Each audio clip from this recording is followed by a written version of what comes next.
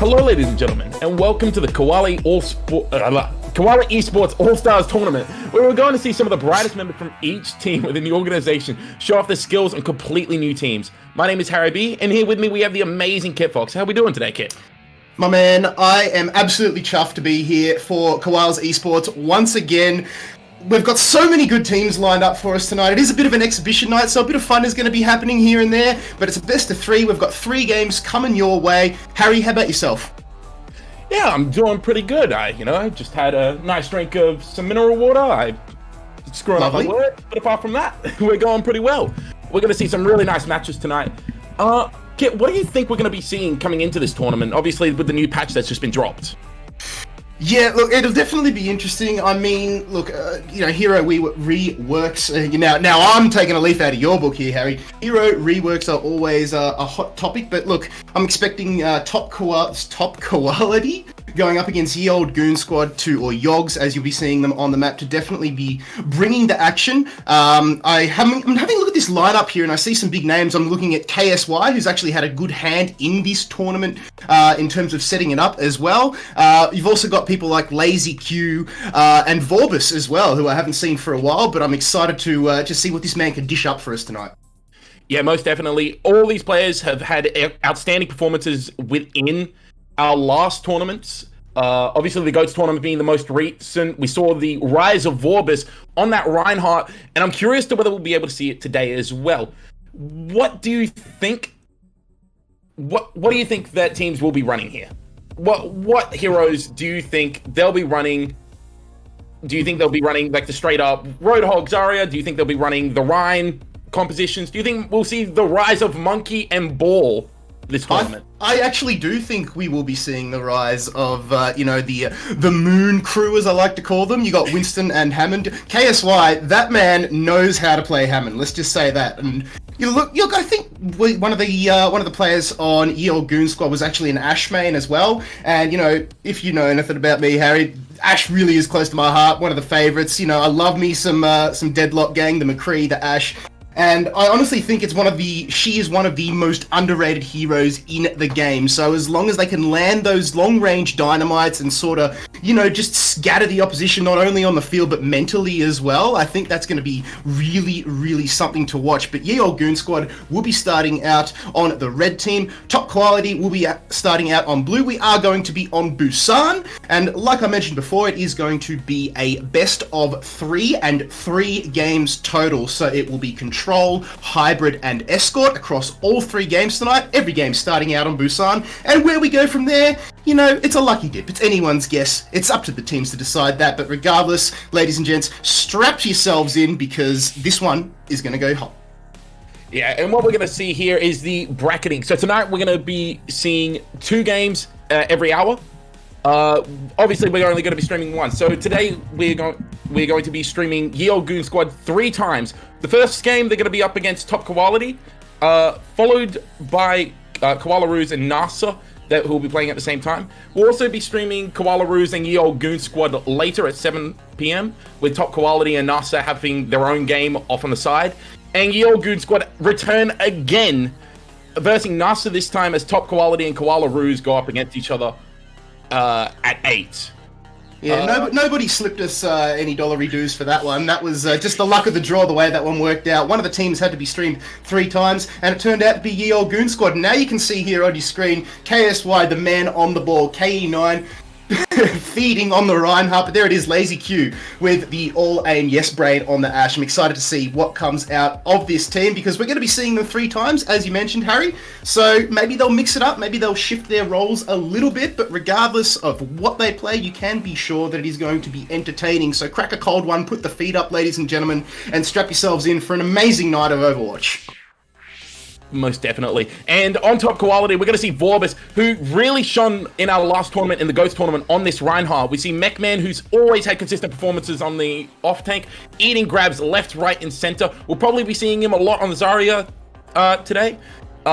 Hopefully he can build up those charge and gravitons really quickly. We'll see 12e, who is the opposite of his counterpart, all a no-brain this time.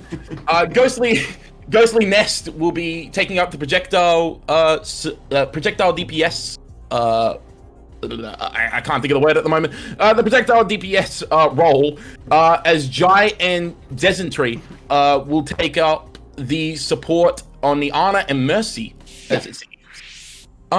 Feeding since '99, Harry. I love it. I love the taglines. Whoever came up with these deserves a loot box. Just give it to them, straight up. Most definitely. Now, real quickly, with Yogs being streamed 3 games today, do we think that it makes the rest of the tournament harder for them because they'll be more predictable? Do you think that other teams might potentially watch the stream back and just see the compositions that they'll be running? Yeah, well, that's the double-edged sword with streaming. You know, some teams out there actually love it when they are streamed because then they can analyze not only their own play, but the opposition team's play. But yeah, the other side of that coin is they also offer an insight into your own gameplay. Now, if the teams have actually any chop about them, which we know everybody in this tournament does, they will be having somebody from their organizations watching this stream going, okay, so this player's doing this, okay, they like to attack this way on a certain map, or they like to combo these specific ults together. So I can basically guarantee you that the way that Overwatch has evolved throughout the years, that it's almost like a paid position in some teams. And, you know, when we're talking about Overwatch League and the upper echelons of the game, it actually is a paid position. There is somebody taking notes, doing all the stats, and then just laying it down on the table before the matches, you know, in team huddles, all that sort of stuff, what to expect, how to counter it, how to manipulate the map and compositions in order to suit your favor. Now, what sets the wheat apart from the chaff when it comes to that is, say that doesn't go to plan, for example, Harry, can you be adaptable? Can you turn it around and change it up on the fly? That's the real question that's going to be asked of these teams tonight. Well, we're going to be seeing it very soon as we head into our first map of Busan. And this map is very close to my heart. I love the different compositions you can run on every stage, the amount of Widow you can run, the amount of Ashe you can run. As you said before, Ashe is very close to your heart. One of the more underrated heroes who's recently seen a resurgence in the meta. As we're going to see what looks like to be the Winston Zarya composition coming out from I can't even remember Ye the Olde name. Goon Squad? Yeah, Ye Olde Goon Squad, that's it. And on the other side, we're going to see the almost full dive composition come out from, Quality. Quality. Thank you very much. I am struggling with team names currently. That's alright, my friend, it happens. And over on top Quality, we do have the Winston D.Va combo. Like you're mentioning, it seems to be rather heavy on dive, but D.Va's going to actually eat a sleep dart placed from Anko, who is running on the Ana on the side of Ye Olde Goon Squad to start things off. But the first frag of the night will be going over to Ghostly Nest on that projectile DPS, taking down Diag. 12y and Ghostly Nest once again getting themselves on the board, so a 3-player advantage currently in the way of top Quality. Winston takes the Sky's reins down. We see a bit of tank-on-tank action now. Vorbis firmly with the Mercy strapped to his backside. Gets all nitty-gritty up in that front line, but Ghostly Nest uncontested up on high, and that is going to allow a comfortable take for top Quality to start things off. Yeah, like you said, Ghostly was just uncontested throughout that entire game. Mech being asleep early seemed like the advantage had gone over towards Ye Olde Goon Squad. But it was not to be with just Ghostly being damage boosted and just having so much space to work with, even with K9 managing to get towards the end of the fight. We're going to see the setup on high ground, but 12 manages to get the early pick on Diag here. So that's going to be an even slower build to beat as we see Ghostly actually start to move in now. Trying to get that early poke damage build up towards the barrage, but he might have just separated his Mercy. No, they managed to get out, and now Ghostly just resets for a bit as everything just slows down for a little bit. Yeah, Ghostly was very, very low there. He didn't really have much choice other than to retreat there, Harry, because, you know, a dead Pharah is a useless Pharah, and a one-man disadvantage does not put your team in a good spot. We've got Yogs going around the back line, 3/4 of the way to his Dragon Blade. 12y taking a lot of damage here. He dashes through. There it is. Giant McFlurry gets done, but not before Anko can land the Biotic Grenade onto Ghostly Nest, who bites the dust for his first death of the evening. But there it is. Ezekiel going through yet again. Now he goes up all into the grill of 12y, and all of a sudden, the The frags seem to be going the way of Ye Old Goon Squad, and at about 63%, they're going to get themselves onto this point, but not if MechMan has anything to say about it on the Diva. 12 gets taken down from a close range Genji. Oh, a great deflect there. Ghostly Nest taking a lot of damage, but there's the Mercy. Dezentria doing what a good Mercy does, and that is coming to the rescue. While all that was going on, however, Harry, the point did get flipped, and for the first time tonight, it is in the favour of Ye Old Goon Squad. The point did get flipped, and I think you really need to feel bad for Top Quality here. They invested the barrage early into the fight and didn't really get enough value. Mech, thankfully, unfortunately, hasn't built up to the self-destruct, so he wasn't able to stall out that point for as long as he probably wanted to. He probably wanted to get that point back up to 80% and maybe even buy time for the rest of his team to come in. And now we see Ye Old Goon Squad starting to build up on those key ultimates. They've got the Nano Blade coming up, they've got the Graviton coming up, as we see a bit of a flank coming out from Ghostly. Here's the Nano Blade though. 12 manages to pick off Akno, but I don't think it's going to be enough. Exo manages to pick off 12 and manages to get Jai as well. Starts to come out from Lazy Q as well, so now they've spotted the Farah. But Ghostly manages to kill Lazy, just on the flanks there. Now with the Sdogga kill, Top Quality might be able to just reset and just come back in. And they managed to get Exel as well. Exel has fallen down. But not before he did the damage. He managed to get Vorbis, he managed to take down 12. He did so much damage there, Harry, before he finally bit the dust, and that was a good investment if you ask me. Having a look at the ult economy now, we do see Dezentria investing that Valkyrie, damage boosting the Winston on the front line, but the sound barrier comes out in retaliation from Diag. It's a tit for tat at the moment. The revive now being thrown in there from Dezentria. We can see a big self-destruct coming out. There's too many nooks and crannies for Ye Old Goon Squad to hide in, and once again, it's back to square one for these teams. That anti-nade will come out. Anko manages to land the sleep dart on the close range Winston, but not before KE9 comes in with that primal rage, gets John McFlurry, takes down Vorbis. Ooh, nearly jumped off the edge there. Very lucky, but this point is an arm wrestle at the moment here, Harry. Yeah, K9 acting like a world-class boxing champion right there, manages to take out 2 and stay alive, keeping that team fight alive for the rest of his team. The B coming in from Diag might have seemed a little bit early as Lazy Q manages to pick off Ghostly before the contestant come in, but actually it's Vorbis who manages to touch here. Axel manages to take out Dysentery, and Jai goes down to K9. Lazy manages to get a shot on 12 and it's just going to be the cleanup from here. Lazy gets another nice shot onto Ghostly. MechMan does manage to get K9, but I don't think it's going to be enough. He is contesting on the ball, however. Casey and Diag, as well as Exor, are all just contesting the point here, and that should be the round going over to Ye Old Goon Squad. Yeah, MechMan tried valiantly in the end there with the clutch Hammond pick, but unfortunately wasn't able to stagger it out long enough because there was just too many frags in quick succession coming through from Ye Old Goon Squad. And, you know, when you take the team down in that short space of time there, Harry, the run back is extremely long, no matter how many stagger heroes you are able to pull out. Yes, the mobility of Wrecking Ball / Hammond is something that cannot be underestimated. But when you're all by yourself, there's not really much you can do. He's kind of like Roadhog in the sense that he's an ult battery just because of his sheer size. So every single, you know, left click, right click, damaging ability that you throw out is almost guaranteed to find its mark. Well, it's time. Casey said he was going to roll it, and roll he will. He's on to the Hammond. Here we go.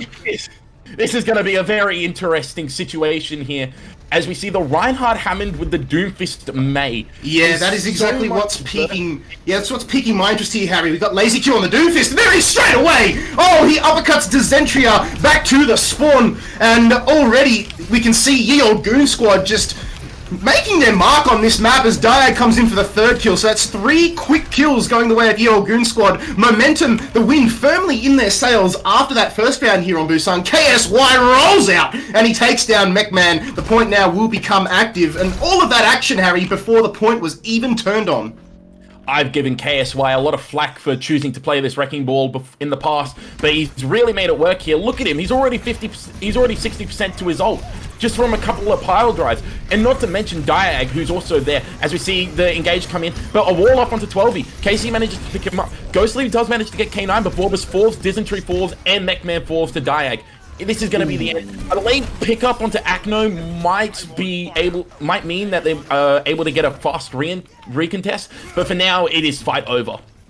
Yeah, Lazy Q coming in there with the uppercut and the slam. 2 abilities, 2 frags. Doomfist having a maximum impact. Have a look at the old economy here for Ye Old Goon Squad. All of their players are over 70%, apart from Anko, who is on the Ana on the backline. But who cares? When you're in a close-knit map such as this one, it's all about the Doomfist, all about the minefield from the Hammond. There it is, it goes down, and it finds Vorbis. Very good use of the ultimate coming out there from KSY. Now we see the Blizzard invested from Ezekiel on the Mei, and the kill feed is just lighting up red in favor of Ye Olde Goon Squad, and they are just spawn camping their opposition here. It was a great engage from Casey. I don't know whether... Do you think they needed the Mei ult there? It seems like that top quality had already started backing out. Do you think that was a small overinvestment, or do you think it just was necessary to clean up? In any other situation, I would agree with you, but considering that they are so far ahead here on the point and in ults, you've got the Meteor Strike, you've got the Sound Barrier, there's a big Earth Shatter coming through, followed up by the Dragon Strike from the Hanzo, but the Sound Barrier is in there, another big Earth Shatter comes through! Massive plays coming through, Vorbis finds his mark, but no frags at all coming through. The defensive ultimates were on point. Here comes Ghostly Nest, slicing and dicing through, trying to find his kills. He gets Anko, he gets KE9, can he find another one? Lazy Q, meanwhile, on the side of Ye Olde Goon Squad, he finds two of his own. The Mei wall comes out, just blocking the Genji off, but this one 98% and ticking. It's all up to Lucio on the point. Giant McFlurry, what can he do? He does have the support of Ghostly Nest, but Doomfist finds his mark once again. Lazy Q, Ghostly trying to make something happen here. The support is too good, however. He does buy enough time for Vorbis to get back onto the point. Graviton Surge comes through, collects KSY and Diag. The Flame Strike comes through, and this could be the playmaker here. The kill feed is all coming through, but Lazy Q, once again, 12 goes down. So does Vorbis. He finds another one. This man could take on Mike Tyson at the moment. Lazy Q secures the round with the support of his team, and Ye Olde Goon Squad take Busan. I thought they'd done enough. I thought that Ghostly had done enough stalling and staying alive, as well as getting the key picks to come back, to allow Mech to come back with the grab. I thought that'd been it. I thought they were going to be able to get the fight win, and that would be it. But as you said, Lazy Q just on that Doomfist, just unstoppable, hitting them with absolutely everything. That's got to be heartbreaking for top quality after all of that, being unstuck by a Doomfist. That was look, it was a niche pick and on a niche map, but if you can pull it out, if you've got that card, that ace up your sleeve, why wouldn't you play it, Harry? And that is exactly what Lazy Q did there. It looked a little bit shaky in the early stages of Busan there, especially on the first map, because the point did go over to top quality, nice and comfortable. They got about 70% on the point, but then Ye Olde Goon Squad, ever since they flipped that first point, it was all their game. Now we're going to be going over to Hybrid. It will be Hollywood, it looks like. Harry, do you think top quality can take this one back and take us to a third map? Most definitely. We did see the potential they had at the start of Busan. I think if they can just play like that consistently, they should be able to take this to a map 3. It's going to be very interesting to see. They also need to be aware of Lazy Q still. Like we stated before, he just hard carried that last fight on Busan. You can't allow a hero like Doomfist with his one-shot potential to just roll over the rest of your team. It's that was just an insane round from Lazy Q. As long as they can shut him down shortly, as long as they can shut him down quickly, they should be fine. If they can't, I really don't see the chance for top quality to take this to a map 3. So it looks like top quality will be starting out on the blue side this time, so they're going to be defense, so exactly the way that they were last game, and Ye Olde Goon Squad will be attacking on red. It looks like we are good to go here, Harry. Ladies and gents, let us know how you're doing in the chat there, if you're having a good night, if you've had a good week, and if you're excited for not only the rest of the games tonight, but also the finals that will be coming your way tomorrow here on Koalas Esports. I know I'm excited, Harry. Unfortunately, I can't be there, but you're going to be there with a front row seat. Yes, unfortunately, Hitfox is leaving me. He's leaving me for a better caster. It is going to be great. The finals tomorrow should be extremely intense, and if they produce any highlights like we just saw, it's going to be absolutely insane. I hope to see you all there. We come into Hollywood here. Do we think there's going to be any change up in compositions? Obviously, KSY has subbed out now for Shadow. Does that mean we're going to see more of a meta-like composition from Ye Olde Goon Squad? Or do we think they're still going to play their silly compositions with the Doomfist Wrecking Ball and Reinhardt. Look, I don't think we'll be seeing a Doomfist on this map. It's just way too open. It's not like Anubis. It's not like Busan, where there are those walls basically everywhere. You look like a labyrinth to play with.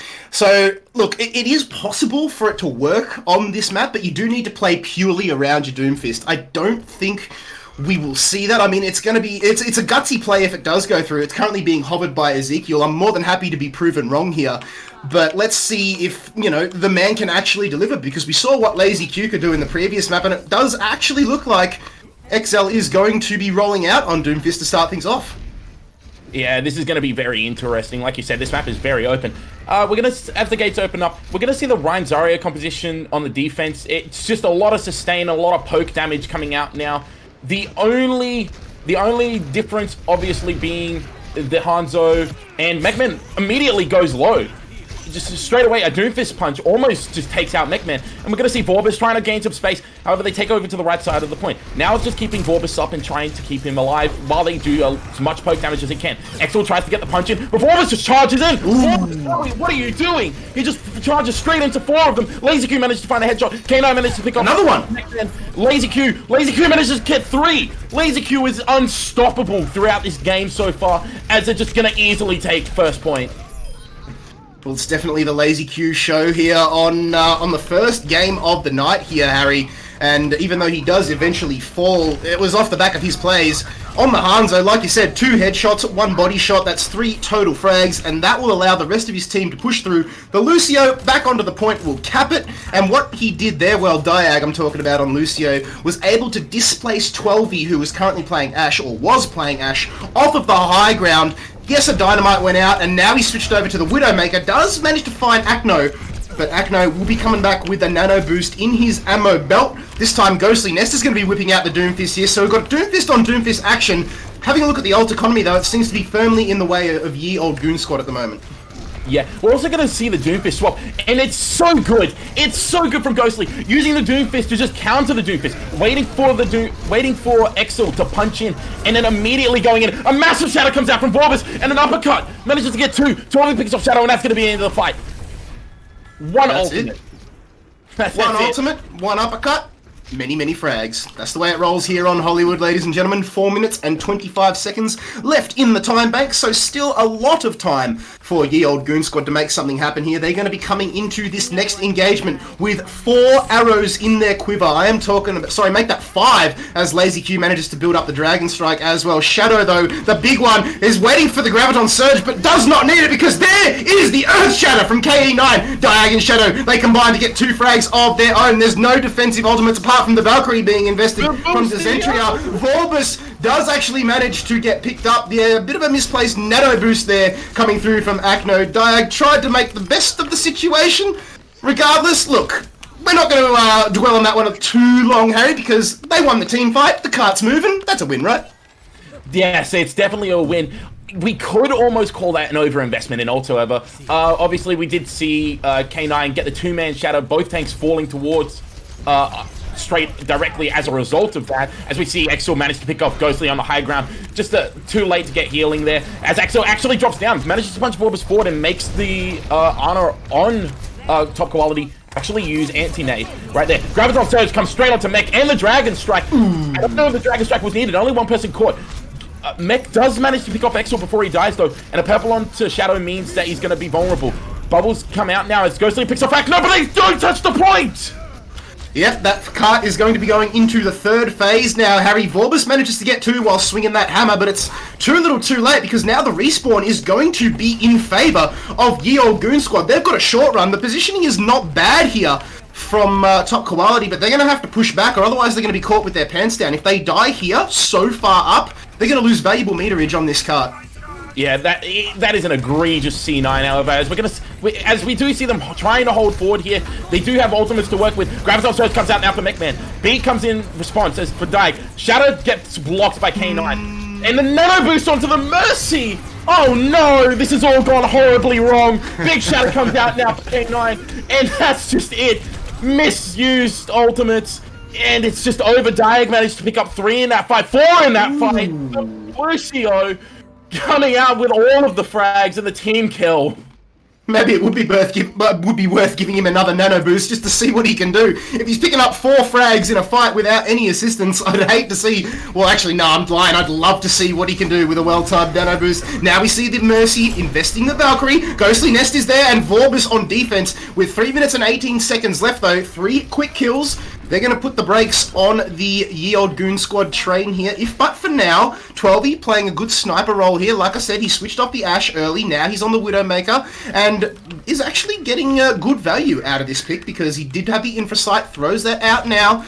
And there's still a lot of time to play with, but any sort of stall that they can bring out here is enough. That's what you want from a defending side. Vorbis up on this front line, though, throwing out these flame strikes, trying to build up that ultimate.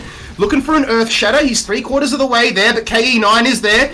Careful, because now we can see a bit of a dash in on the backline, but a good sleep dart now comes through with the charge. It's Exel, throws down the Meteor Strike and lands point blank on top of Giant McFlurry, then gets Dezentria. No supports on the board here for top quality. This is not good news at all. Exel now going toe-to-toe with McMahon, and he sends him back to the spawn with a rocket punch. Doomfist finding value. This could be the game, or the round rather, right here. Both Reinhardts charge each other. In fact, it was a Doomfist Reinhardt. Nano-boosted Ryan on the point.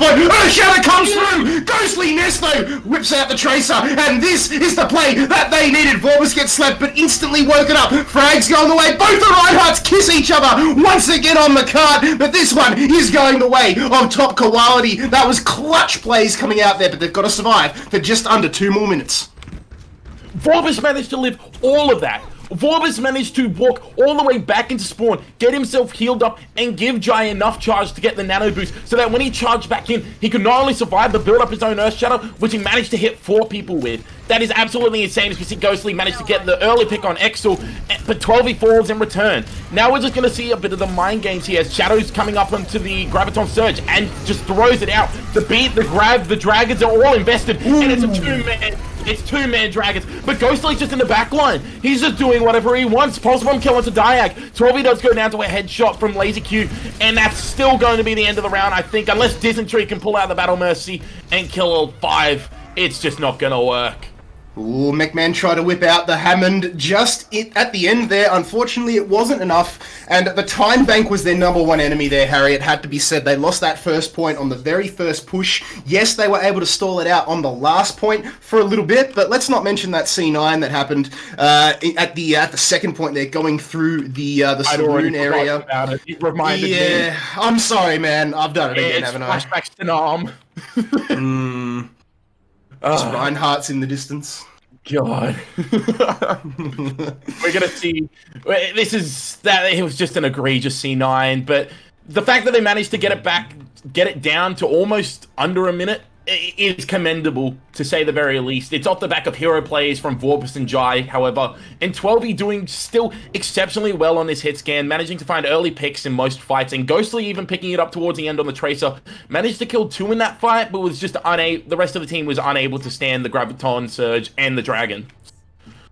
Yeah, Lazy Q once again just really stamping his name on this game. Not only this map, but this game in general. We're now into the second map of this best of 3, and they did a fantastic job of closing that one out. Like you said, it looked a little bit shaky there towards the end, but that short spawn in the favour of the defending side really came into its own there. They got the time bank down to 1:12. Still, you kind of want a full hold if you want to be going for the gold medal here. It's probably a silver medal at best, but hey, if you ain't winning, you're losing, and let's see if they can come out with a win here. If you ain't winning, you're losing indeed. We're going to see the dive composition come out here from Ye Old Goon Squad, which is very interesting. We're going to probably see them just hard engage once they pull into the... What? Okay then, Shadow just gets hard D-mech. The amount of poke damage that was output, as we see going through the backline. What? Ghostly just manages to pick off K9? What happened? Lazy Q does manage to get 12 in the backline, as I was saying before.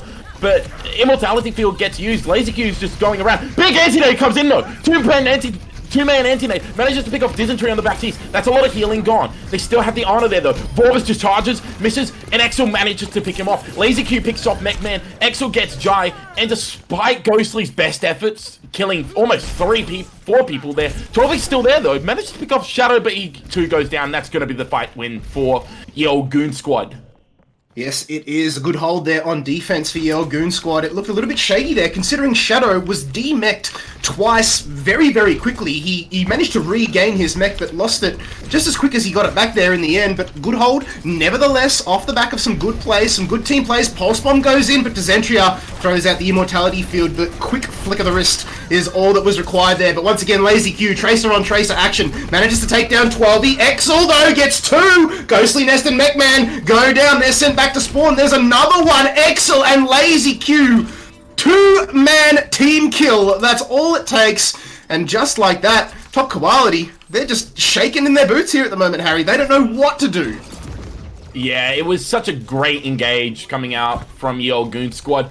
Just the Pulse Bomb early to force out the Immortality Field. As soon as they see that the Immortality Field is gone, they just hard engage. They know that they're going to be able to clean this up, and it's just a hard DPS difference at this point in time.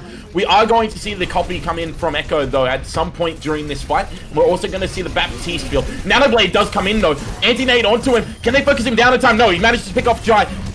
Immortality Field get next! Oh! It's Teppanyaki 90 out there, and it's Top Quality on the menu here, Harry. Exel manages to clean up 4 and the Immortality Field. Big plays from the man on Genji. What do you do here?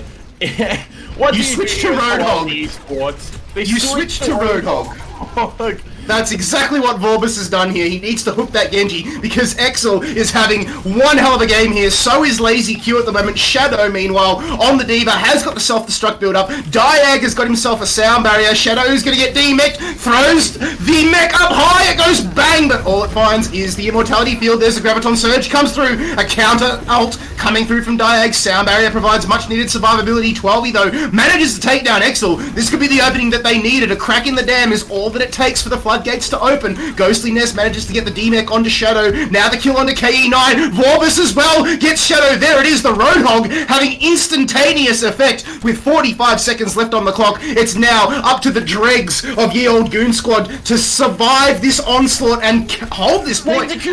There it is again. Still there. He is got point support. Yes, he does. He manages to dodge the hook coming out from Vorbis as well. Here comes Exel. The respawns are coming into effect here, though, and those high mobility heroes, the Tracer, the Genji, the Diva, and Co, are getting back onto this point, and it looks like it's going to be a struggle here as Jai McFlurry and Mechman get taken down. Exel is back in the action. He gets 2. How did they lose that point, Top Quality? Oh, no. Everything is going wrong. We see Mechman going onto the Wrecking Ball as we see Vorbis get staggered out. And so does Dysentery. Without the support and without the tank, what do you do here? Can they even get a touch? Mechman manages to touch, but it's just going to be the focus fire here. Ghostly does manage to get the copy onto the Diva, so he's going to be able to live for a lot longer. Exel does Jai manages to pick off K9, but Jai does go down in return. Now with the Nano onto the Genji, I think this is just going to be it here. Unfortunately, Ghostly's Echo copy wears off. The stick onto Vorbis. Is he even going to be able to touch? No, he's not. That's going to be GG's. Yo Goon Squad take the first game of the night. Wow. Yes, they do. And the best part about this, Harry, is that we are going to be watching these guys 2 more times. We've got 3 games coming your way. Let's just sit back and marvel at this amazing play here from Exel. Straight to the skies, into the Dragon Blade.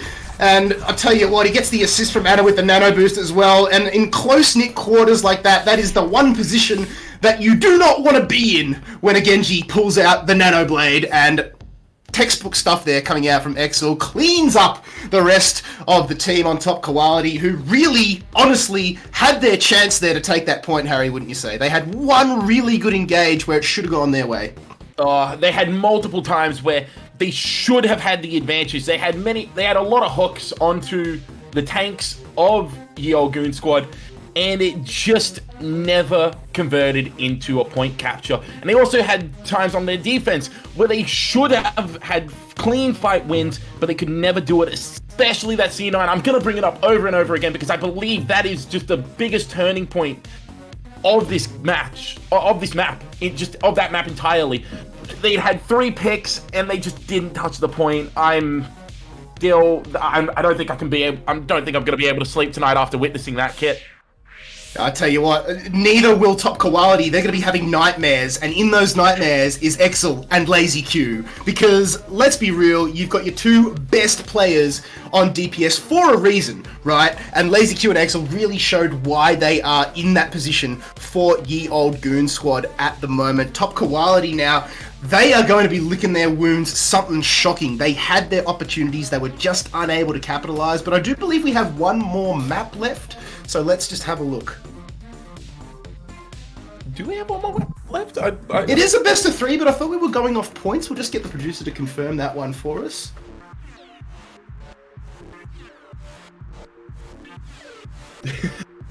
Crickets coming from the back seats. Crickets, yeah. Apologies, ladies and gents. We'll have that information through to you shortly. Let's just have a look there in the channels that we've got.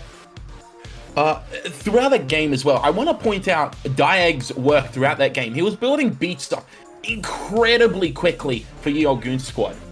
He didn't die the entire defense on Hollywood. He just didn't die.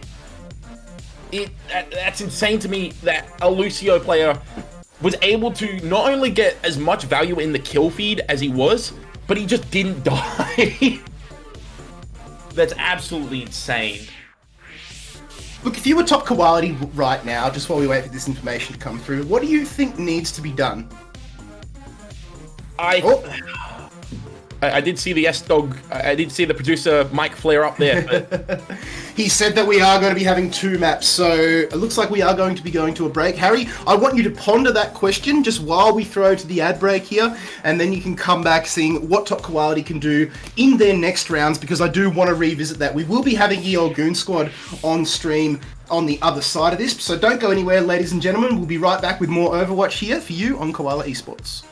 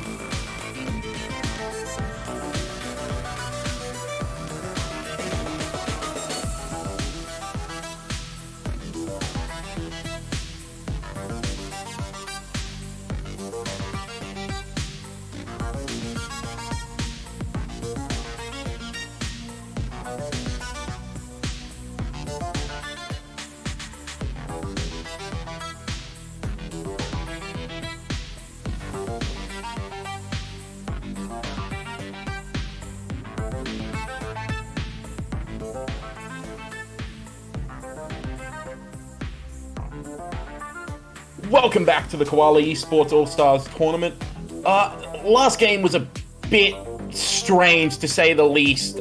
We saw Yale Goon Squad overcome top quality. And I'm just going to take it back to a question that Kit actually asked me just before we went on break. And that was, what does top quality need to do to get back into it? And I think they just need to focus up. I think a lot of the mistakes they made were simply because they were all over the place. I think they just need to focus on their communication and focus on who's doing what. But apart from that, I think they should be fine throughout the rest of the tournament. Like I said, we saw flashes of potential, especially with players like Vorbis and Mechman as well, both showing their potential throughout the game. Moving on to this, we're going to see Koala Ruse go up against Yale Goon Squad, and it's just going to be whether or not Yale Goon Squad can keep up their good performance from last game.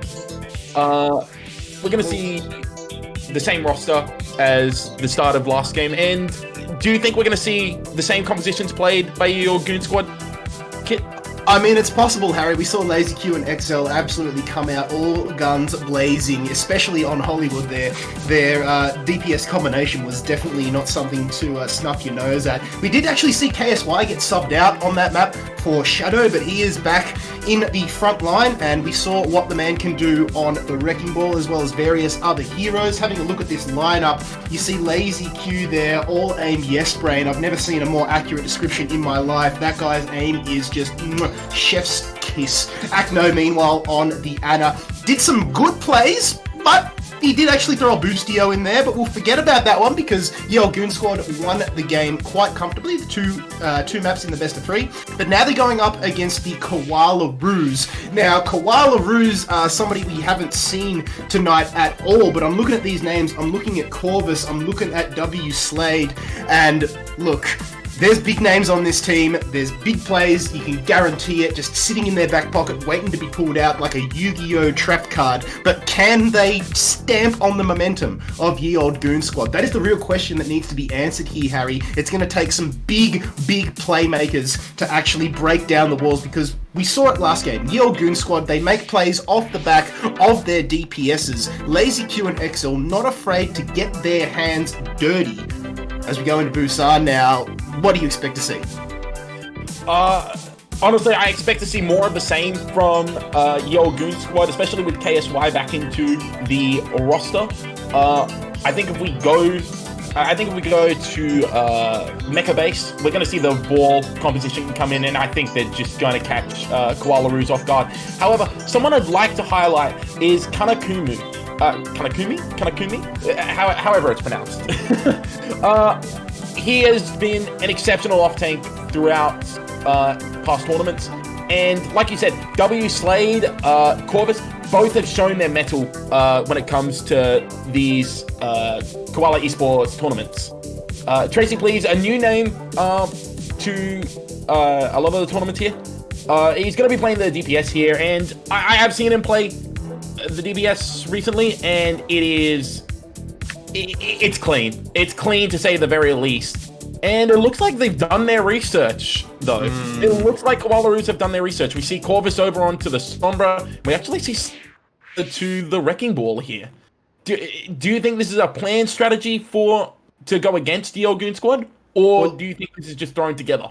Well, look, they want to get to that point quick, and that's what I can gather by looking at their lineup here. You've got Kanakumi on the Diva, W Slade bringing out the Wrecking Ball, Tracy Please on the Tracer, but the big one that's really catching my eye is Corvus on the Sombra. Now, I firmly believe that EMP is the strongest ultimate in this game when used correctly, so Corvus is going to have some big plays, but I can guarantee you if he finds his mark, it's going to be huge here, and will definitely break down the walls of Ye Old Goon Squad if the Koala Ruse can find their mark. But once again, XL finding the first frag of the round. He manages to take down Yeet. Lazy Q joins in. It's a 2-for-2 trade here, though. Corvus, though, with that SMG on Sombra, building up the ultimate, needs to find himself a battery to be successful. Manages to get the hack onto Acno, but not before Acno can get the sleep dart onto Kanakumi. But W Slade goes off the map, and that'll be a Wrecking Ball sent back to spawn. what a perfectly timed boot from Diag. He manages to boop off W Slade as the train is coming past, which results in just the instant death to the wrecking ball. What a start from Diag. He's already 50 to that beat, but we see Lazy going down really early. Diag again boops off Slade. He's just got his number. He is just keeping an eye on that wrecking ball, making sure he can't get into the backline, cause disruption. As we see Kanakumi trying to take some space now, Exel face checking him onto the high ground, and we're probably going to see slow play coming out now from Goon Squad here. As they wait for the nano boost. We actually see the dive come in now onto the Brigitte, but it's not gonna really matter. Exel does manage to kill the Brigitte here, and that's almost gonna be the end of the fight, with Casey picking up the Moira. Yeet is off the field. Casey also picks off Corvus, and despite Casey going down and him losing that energy, it should still be the fight when going to Ye Olde Goon Squad. Yeah, they did a great job of building up their ultimate set at Ye Olde Goon Squad. You've got the Primal Rage, which has now been invested, and Kanakumi goes off the map this time. So it looks like the main tank players here from the Koalas, they've spent more time looking at a spawn timer because they've been booped or knocked off the map, and W Slade was verbally and visibly upset about what happened. He got the first, he copped his first death because of a boot, and then he came back in, and just as quick as he rejoined the fight, he was once again sent packing off the map. So that is going to shake him to the core. There's the EMP coming through from Corvus. Now the self-destruct will go through, doesn't collect anybody. Tracy please though manages to get Lazy Q, so a bit of Tracer on Tracer action. We can see Brigitte throwing in her ultimate now, the rally just providing a lot of support, but the slash comes through from Exel with another one of those well-timed Dragon Blades. We see Mora throwing out the Coalescence rather, does have the targets to land it on, but gets taken down swiftly by the swift mobility of Exel and Lazy Q. Kanakumi once again demech. W Slade now joins the action with a Primal Rage of his own, trying to get himself a frag, but we're into overtime already here, 99% on the point in favour of Ye Olde Goon Squad. The frags, though, going in favour of the Koalas, and they are still alive, if but for now, Harry. And throughout that point, throughout that fight, they do actually manage to flip the point. Casey does have his Graviton Surge here, so he will be looking for that as he forces the Sombra to translocate. Corvus needs to be careful there. Did drop dangerously low, and that was just well played by Koalas there. They managed to kite the Nano Blade, so it only got one kill, and despite a bit of lack of focus fire, they still managed to win that fight just by the sheer will of Kanakumi and Tracy. As Kanakumi actually gets really low, Graviton gets invested. I don't actually know where that ended up. We're going to see Lazy Q drop the Pulse Bomb and actually kill Tracy as Diag picks off Yeet and W Slade, with K9 finishing the Baby Diva. K9 also finishes off the Lucio, and that is going to probably be round one going over to Ye Olde Goon Squad. Well, Harry, Ye Olde Goon Squad made the Koalas bite the gutter there. They absolutely curb stomped them on Busan. Almost a 100-0 take there. There was one flip which went the way of the Ruse, but unfortunately, it only got them 40% on the point. As we go into the second round, we're not going to be going into the base. It is going to be the temple. So let's have a look and see what these teams choose. Now, we saw one big EMP come out from Corvus, and that is the play that actually gave the Koalas the opportunity to take that point back. So the playmaker is now going to switch it over. It looks like he's going to pull out Widowmaker. What do you think is going to happen here? What can they do differently? I don't think there's a lot you can do differently. They didn't play terribly. They were just outplayed at most facets of the game. The target focus from Ye Olde Goon Squad was just better. And I think Lazy Q is just going to end up finishing off Corvus here. I think this duel should favor Lazy Q, but I could be surprised. So we're just going to see set up now for the dive coming in as Casey manages to go into the back line, and Lazy Q actually picks up Tracy instead of Corvus. That is not the DPS that I thought would die. Exel does get slept while going in for Yeet, and the backline dive is now commenced. K9 manages to get the Lucio now, but no one actually finishes off Exel. Exel manages to wake up, kill Corvus, and then die to Slade as Diag picks off Yeet. Slade manages to get K9, and this fight is still going, but I think it's heavily in favor of Ye Olde Goon Squad at the moment, unless Casey goes down here, which it doesn't look like he will, especially with Lazy Q picking up the final kill on W Slade. That's just going to be a reset, I think, here for Koalas. Look, I know a majority of the country is in lockdown at the moment, but I tell you what, Ye Old Goon Squad are looking like, well, they're playing like they've got some place to be. Already we're into the second round of the first map here, and the point is flipped in their favour to start things off. Tracy Please, meanwhile, on the side of the Koalaroos, does have a pulse bomb, the only ultimate across the board that is online here. Let's see if he can invest that one in order to force a retake. It is, it is valuable if you can find the right target. Now the engage is on. The trigger has been pulled. KSY will get Corvus, who switch back over to the Sombra. XL with a slam, gets slayed for his troubles. Kanakumi now builds up that self-destruct, just waiting to be used. Lazy Q finds the head of Tracy. And a one-shot to the Tracer Dome is all it takes on the Widowmaker. That's a frag in his basket. Kanakumi still waiting for an opportunity to use this self-destruct, as is Tracy to use this Pulse Bomb. The hack now will come through on the jumping Winston, and a Winston on the ground is like a Pharah on the ground, and there it is. KE9 gets taken out because of it. The Nano Boost now coming through. Is that a boosted Lucio? It is! Diag manages to take down Corvus within melee range. Proximity mines now coming out from KSY, so we've seen the Boostio have a little bit of effect. There it is! Kanakumi D-Mech straight into the minefield, and 3 frags now on the board here for the side of Ye Old Goon Squad. KSY getting the job done for his team, leading from the front. Diag comes in as well. There's a little bit of Sombra action coming through from Corvus. The point, meanwhile, while that was going on, Harry, did actually get flipped in favour of the Koalaroos, but once again, like the shadows of the first map, we see it taken back swiftly by Ye Old Goon Squad. They cannot keep getting away with this. They just can't. That was such a smart investment on the Nano Boost, actually, onto Diag, who not only used it to build up his beat, but used it to stall out and kill Corvus, which allowed KSY to come back in with his minefield. And then when the minefield was used, Diag actually booped the D.Va mech into the minefield, causing the death of the D.Va, as we see Kanakumi killing off K9, but Akno gets Tracy. Tracy's not had a lot of impact. Big EMP comes in now, manages to get Diag only though.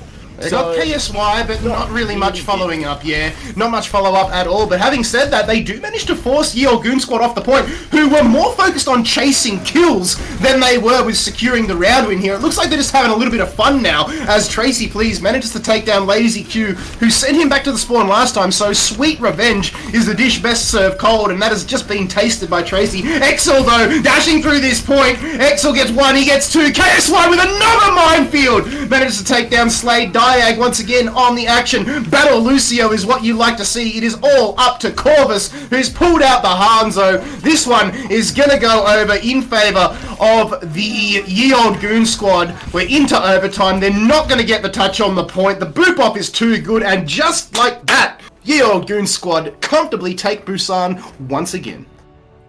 It's happened way too many times to be a fluke now. This has to be their game plan. It has to be a game plan to almost give the opposing team false hope that they're winning a fight before coming back in and turning it around. It shouldn't be happening like this, kid. It just shouldn't. The fact that KC is able to get so much value on this Hammond is absolutely outstanding. And like I said, I've given him flack in the past for his Hammond, but he's showing up today. Yep, 2 minefields, and they were, they were absolutely supreme in its positioning, straight on top of the point. It is only a small capture point there on that round on Busan, on that stage of Busan. And once you zone that off, you're like pushing a boulder up a hill. You're up the creek without a paddle. Throw whatever analogy you want at it. The Koalaroos just really did not have an answer for that. Yes, you can clear it, but you're going to be focusing on, immobile mines rather than, the heroes that are trying to send you back to spawn. Koalaroos struggled, were unable to find their mark, and it almost looked too easy for Ye Old Goon Squad. Yeah, it did, and we're going to see something really, really interesting here. We're going to see KC move off of the tank role, but stay in. So this time, instead of subbing in Shadow and having Lazy Q and Exel, they're going to sub Shadow in and then have Lazy Q and KSY instead. This is interesting, especially with Exel's performance over the last couple of games. We're also going to see W Slade get subbed out for Koalaroos. I'm not too surprised by this. Slade didn't really have the most fun that a main tank could have last map. It's going to be a rough game, I think, for Koalaroos if they can't shut down Lazy Q and Diag especially, who has just been putting in an absolute hell of a performance. For being a main support, who they often don't get a lot of camera time. They don't get a lot of shine put on them. He has performed outstandingly. It's quite magical watching Diag get these nano boosts from Akno, not just once or twice, but quite consistently he gets it. So it's going to be interesting if that trend continues throughout the rest of the series. It kind of makes you question if it was an accident or if it was deliberate. Hey, I think the second one was, 100% deliberate. The first one, we'll leave that up to interpretation, but I just want to go back to a point that you were making before, Harry, is that Exel is not in this current map, and like you were saying, his performance has been the backbone of Ye Olde Goon Squad, so it's an interesting call. Shadow now coming in, like you said, KSY moving to the DPS role. Shadow once again on tank, considering we're on Hollywood where Shadow actually had quite a good game, but that was because of the combination of Exel and Lazy Q. So without the man dashing around on the Genji, maybe they're just trying to get a little bit of a practice in just to show that they're not a one-trick pony. Yeah, I have seen KSY on the projectile DPS before, and it's much better than his Hammond is. Take that as you will, but he's performed extremely well on the Hammond today, and I'm expecting an exemplary performance from KSY. And if I'm proven wrong, well, then I'm proven wrong. We're going to see Tracy go over to the Genji here instead of the Tracer, which I think is a very interesting pick, and we're going to see Corvus go over to the Ashe with Mei on the Mercy. So they have a lot of early poke damage, and we're actually going to see Kanakumi stick on the Diva, which is an interesting pick.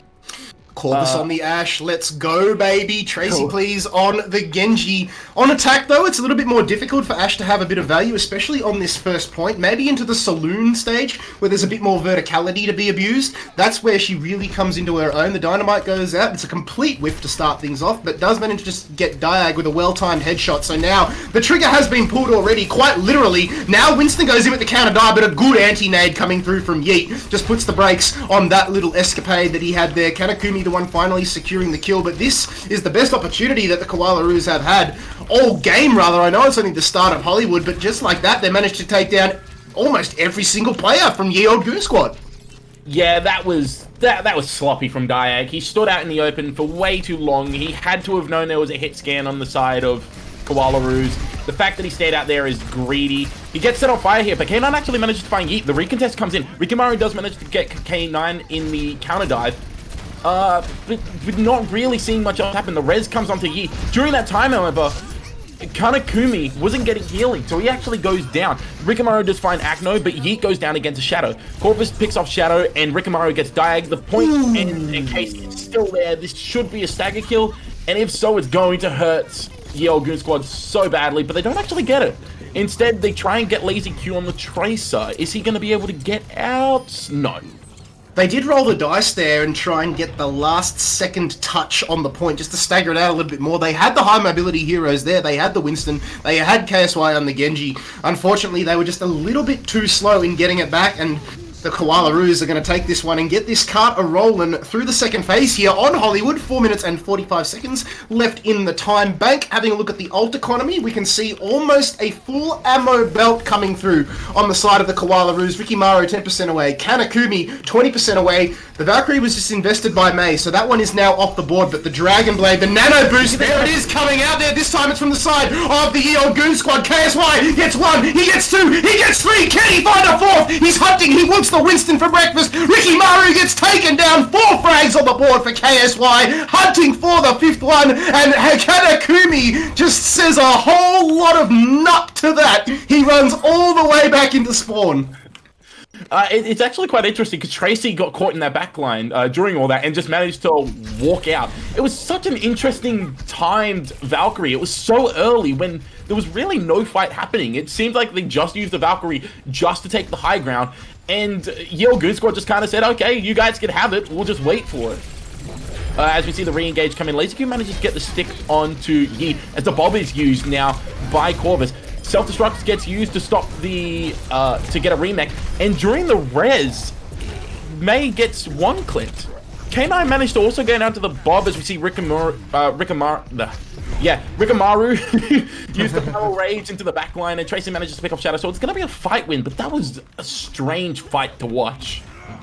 It was, but even the Corvus throwing out the Bob might have been a little bit unnecessary, but I ain't complaining because a golden Bob is just very, very easy on the eyes. Having a look, though, the ults are now in favour on the long-spawning Ye Old Goon squad. They've got to get back in now. Diag opens it up with a sound barrier. What can they make of this? A good anti-date onto Rikimaru. Needs to be careful. No heals coming his way. Does manage to get the jump away in the nick of time, taking still a lot of damage. Finally will fall down to Akno rather, and that is 4 for 1 in terms of trade kills there in the favour of Ye Old Goon Squad. So they managed to fight their way back, and that cart starts reversing for now with 2 minutes 42 seconds left in the time bank. All of a sudden, it's about 50-50 in terms of groundwork here, because the cart is in a position where it's going to take a long time for either team to come back and touch it.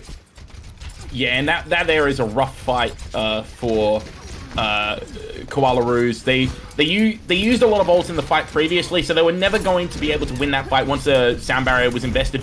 As we do see the dive come in, Mei does fall low, and Yeet actually gets taken out. Mei also gets taken out. Diag manages to kill both supports in the backline. The Reddit Lucio prophecy is coming true. As we see the Primal Rage invested by K9, he does manage to kill Corvus, and that's just going to be the end of the fight, as the rest of the team is just going to try and run straight back to spawn.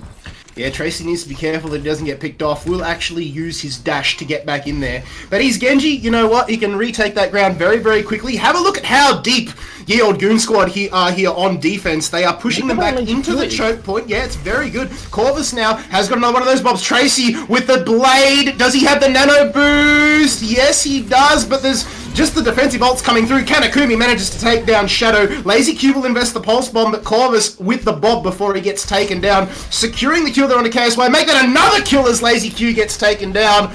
Oh, you gotta love a bit of bob action. The revive now looks like it's coming out here from Mei. No, it was in fact the end of the Valkyrie. Scratch that. 1 minute and 20 left in the time bank. As we can see, the Koalas just put the foot on the throat here of Ye Old Goon Squad, but not if KSY has anything to say about it. KE9 in support takes down Mei, Tracy, Rikimaru, all finding themselves staring at a spawn timer. 1 minute left in the time bank, and the defense from Ye Old Goon Squad there was just superb, Harry. Yeah, that re-engage was absolutely insane as they stagger Kanakumi here. The re-engage was great, but I think as we see Corvus try and get a back cap and stagger himself out, interestingly, the fight before that re-engage was what really struck me as where they lost. They used the blade, but were late on the nano, and despite Kanakumi getting the Graviton Surge eat on Shadow's Grav, it really didn't make a difference, because then when the nano boost came out, it came out onto Mei, the Mercy. It was another nano Mercy in the Valkyrie, and he got nothing done with it. It wasn't even a justified one. As we see K9 jump onto the high ground trying to contest it, and actually manages to find Mei. Oh no. K9 managed to... does invest the Primal Rage, but gets slept immediately, but Lazy Q just follows that up. It was a great sleep from Yeet, but there's not much you can do right now. Corvus does manage to pick off Diag as Mei swaps to Lucio to try and get stall. Is anyone going to be able to touch? Yes, someone's touching. It's Kanakumi, and it's both tanks touching right now. Okay, Primal Rage gets invested now by Rikimaru, and manages to kill off Akno as Corvus goes down to K9. It's just a Primal Rage on point right now, trying to just stall enough time. Diag comes back with a sound barrier. It looks almost unwinnable now for Koalas, as it's just the tanks and the Lucio. The Moira does come back in. Yeet on the Moira manages to come back in. But a Graviton Surge and a Dragon Blade. Rikimaru goes down, and that's just going to be the end of the push right there. It's going to be... yeah, that's going to be it. Yep, it looks like it's going to be a hold there from the Old Goon Squad. It was looking very promising there. Oh, hang on, we've got a Tracer back here on the cart. Who is that? It's Corvus. The one thing we know about Tracer, she is very slippery, but also very squishy. And in the end, there will be Diag securing the kill with the boop. It was looking very, very tedious there for Ye Old Goon Squad in the later stages of that map, Harry. But they hold firm. They managed to get their cart into a good position, and they managed to secure the round defense. If but for now, all they need to do is be able to push it. Basically, a second point cap here is going to secure them not only the map, but also the series in this best of 3. Yeah, it definitely will. I think what we have to point out there is the old economy from both teams. You could see in a lot of fights, for some unknown reason, Koalas would invest so many ultimates. Like in that fight before the recontest where it looked like they'd be able to get it, they invested the Valkyrie, they invested the Blade, they invested the Nano Boost, they invested the Self-Destruct, they invested so much into that fight that when Ye Olde Goon Squad came back, they just used one ultimate, and there was nothing that anyone could do, on Koala Roos could do. And are my eyes deceiving me? Are we gonna see the Torbjorn come out here? We very much could hear from the defenders, and you've got the composition to sort of complement that as well. You've got May on the Baptiste, you've got Brigitte there as well, so she'll be on the ground and pound. Corvus on the McCree. Kanakumi, though, playing the one trick on the Diva still. Let's see what the man can do, but Ricky Maru was a fantastic front liner there. Unfortunately for him, it just wasn't enough on attack. The rest of his team were unable to play around and make the big plays that were required. But let's see what they can do here on defense as the Old Goon Squad need to cap the second point to secure the series. Yeah, well, most definitely. The composition almost seems like an anti-KSY, anti-Lazy Q composition, because my goodness, playing Genji and Tracer into this composition is going to be rough, as he does actually find the Torbjorn time and actually kills Yeet straight away. That is not good. That is not good for Koala Roos. Now the dive comes in. K9 does go down to the absolute massive burst damage, but Rikimaru also goes down. Immortality Field used on point, and the turret's still on point. KSY manages to go down, but Diag manages to get 2 in the fight. Diag is still, he's just keeping going. He gets 3. Diag is still alive, and he keeps this fight alive for his team. That's going to be the point capture right here, I think. This is good for Ye Olde Goon Squad. They are wasting absolutely no time. They've definitely got places to be here, trying to breeze through these maps with ease. 3 minutes, just under 3 minutes left on the time bank when they cap this point. That's going to be boosted up now. There it is, 5.5 minutes on the clock to push this cart to the second point. 116 meters is all that they need here, Harry. Having a quick look at the economy of ults, there is not really much going on, but it looks like it's going to go in favor of the way of Ye Olde Goon Squad at the moment. Corvus taking a lot of damage. Can he get up without dying? Yes, he can. KSY finally removes the turret off the board here, so Genji, with a bit of deflection action. Now the Immortality Field saves the life of Shadow there on the Zarya, but the kill feed is lighting up blue, which means that Ye Olde Goon Squad are finding their frags, finding the heads. Corvus, meanwhile, on the side of the Koala Roos, will have the Deadeye coming into this next fight, but have a look at the janitorial duties coming through here from Ye Olde Goon Squad. They bring out the mop and completely clean up the rest of Koala Roos. Oh, they definitely do, and I hate to call something early here, but look at all the ultimates that Ye Olde Goon Squad have.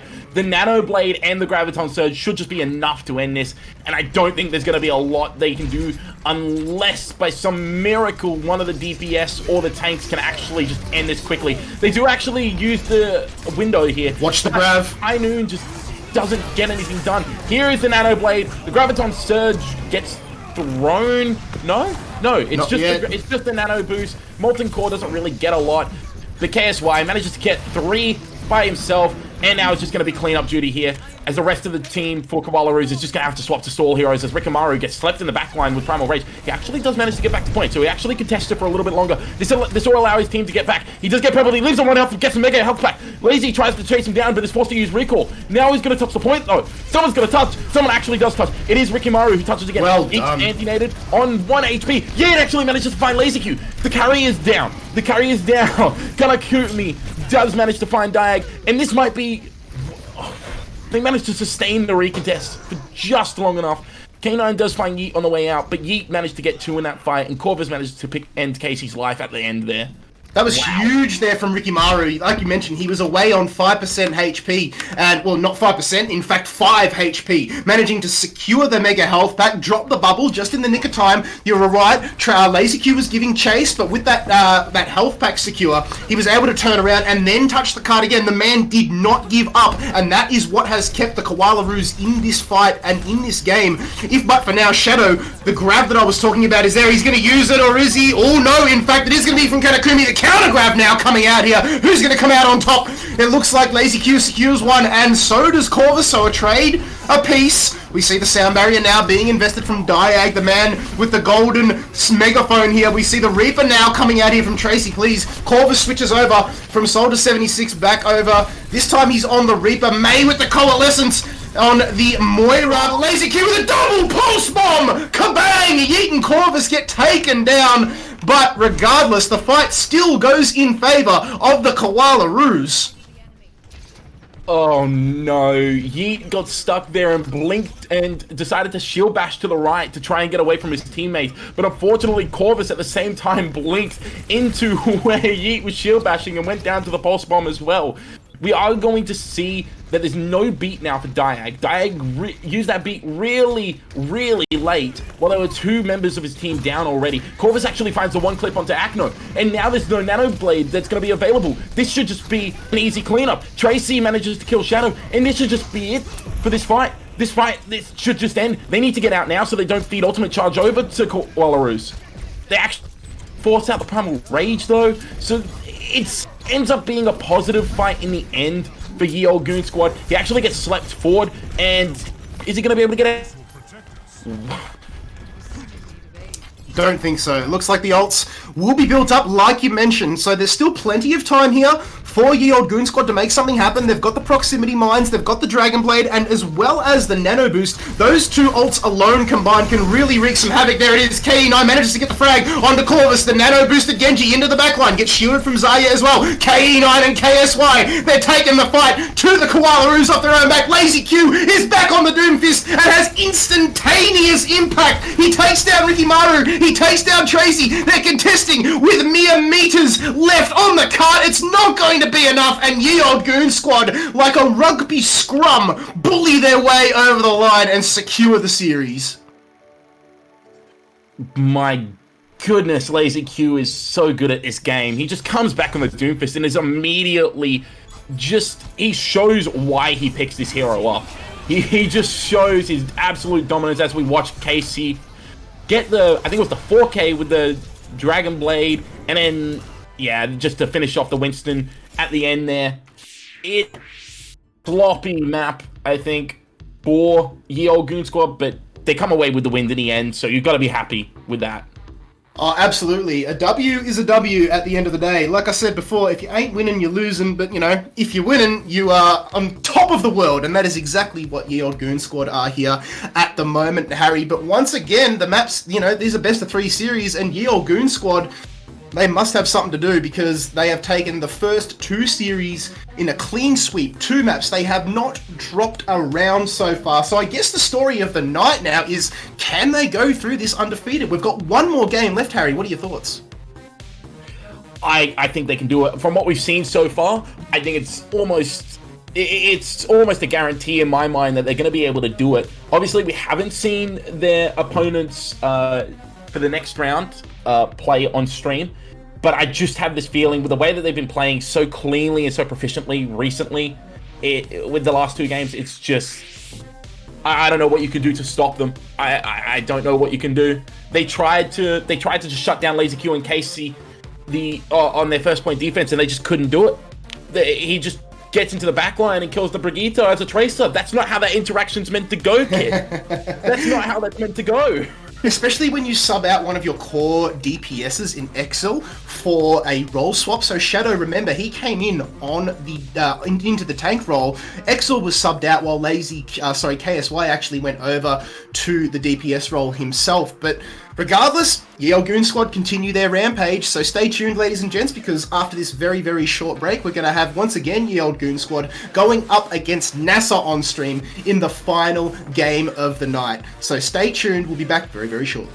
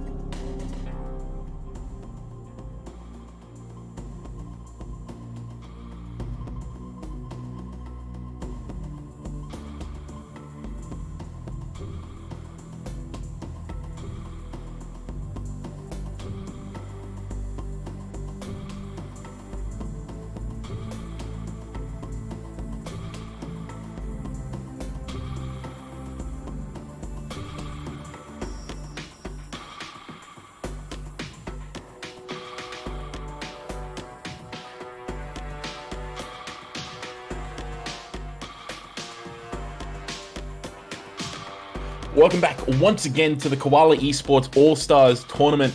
Last game, again, it was a weird one. We saw the old Goon squad come out with a 2-0 against Koala Roos, and here's a question that I wanted to ask before we went to break, Kit. What did you think of KSY's performance over Exel being in the roster? Look, I mean, I haven't seen much of Exel, but from what I did see, the man was absolutely dynamite. But, you know, if you're looking at the sheer numbers and statistics of the game, it didn't really have much of an impact, Exel being subbed out. KSY did a good job there on DPS. In fact, he did such a good job that he is now playing DPS once again. It looks like our man, Lazy Q, now, it's his turn to be subbed out because Shadow is staying in on that tank role. Yeah, this is really interesting. This is the first time tonight that we've not seen Casey on tank for the first map, and I don't know what to think of it. I don't know what comps they're gonna run. I don't think we're gonna see any of the silly Doomfist Reinhardt Wrecking Ball compositions for Basan this time. I think we're just gonna see some good old Winston Zarya and some Genji. Some good old Genji. We might even see a little bit of Doomfist come out, but I'm really looking forward to some of this Genji play.